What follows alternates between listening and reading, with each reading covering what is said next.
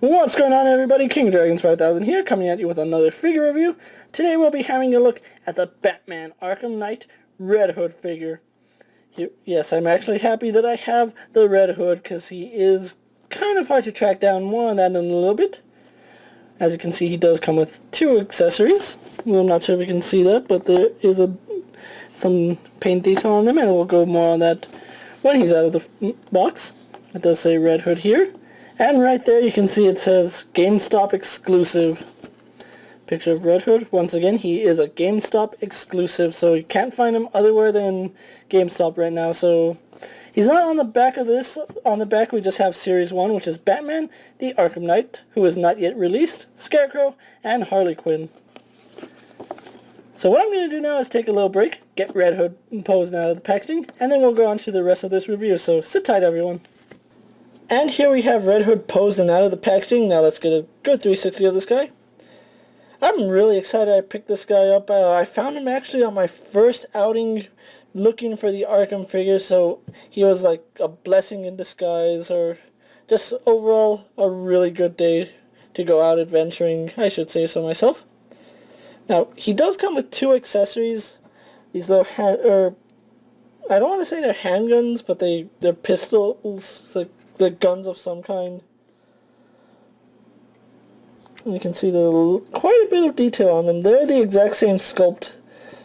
So let's actually just take a look at one. They are molded in this silver plastic. You can see the Red Hood emblem painted on.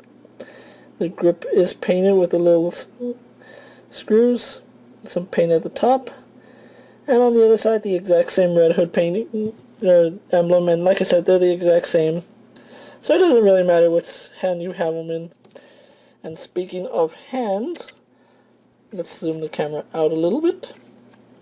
What he can do is take the pistol and just slide it into his hand. It does take a little force to get it in there, but once you get it snug, it's not coming out of his hand. It's like a kung fu grip, death grip. That's the best way I can word it. And they both slide into his hand, although on mine, the left arm seems to give me more trouble, although it's fit in perfectly right there. And as you can see, he holds them both nicely. No problems there. They don't come out or slide out, which is a good thing. Let's actually get them out of his hands so we can finish up the review.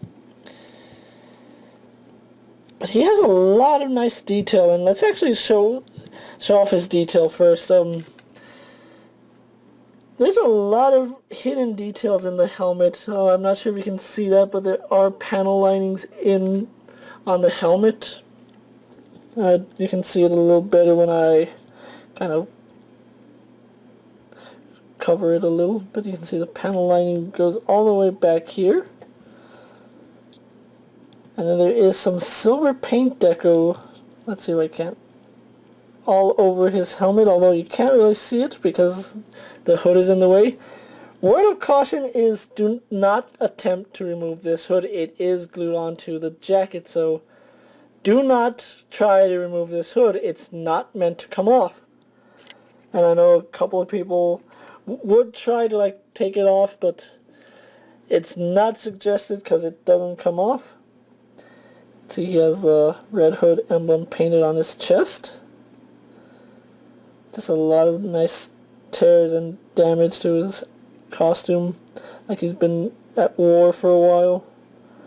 Even on the back you can see the emblem isn't quite painted, which is cool because it looks like he just took a can of paint or paintbrush and did it himself. The motorcycle fetishes of this younger generation, as Joker said in Under the Red Hood. But anyway, a lot of nice little details. He has clips here. Looks like some heavy caliber weapon, or heavy caliber shells right here. That they're not fixed to the jacket, I don't believe. Yeah, they're not fixed to the jacket, they're fixed to the belt. It looked like from the way it was angled, they were fixed to the jacket. The belt is a separate piece. You can see a lot of nice washing going on throughout his greaves and his costume. It's just overall done really well. And kudos to DC Collectibles for doing such an awesome job with the paint. I expect nothing less from them. So let's go on to his articulation now, and he has the same articulation as Batman has. He has a ball jointed head. He would be able to look up and down if you can get your hand in there. You can see the head would move left and right, but like I said, it's really tough getting your fingers into this hood without damaging it. Arms all ball joint, they go out, or they spin, go out to about there, which is pretty nice. They spin at the shoulder, at the bicep, which I'm not a fan of when jackets do that. It kind of takes away when you do that, but he is double jointed at the elbows, and like Batman, his proportions seem a little off.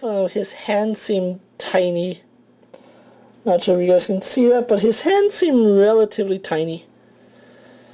Might just be my imagination, but those hands look really tiny. He has an ab crunch, which is really tight. Yeah, it is an ab crunch. Damn, that's a really stiff joint. See, as you can see, it's an ab crunch. It's not a ball hinge. He has waist swivel. Let's go forward, back, and out to about there. He spins at the thigh, just under this belt. He is double jointed at the knee. He has a hinged ankle and some pivots, so you can get a lot of decent posing with him. I thought some paint was rubbing off on my finger, but it was just my imagination. So what I'm going to do now is take a little break, get him posed up, and we'll wrap up his review. So sit tight, everyone. And here we have Red Hood posed for my final thoughts. And one really quick thing before I wrap up the review.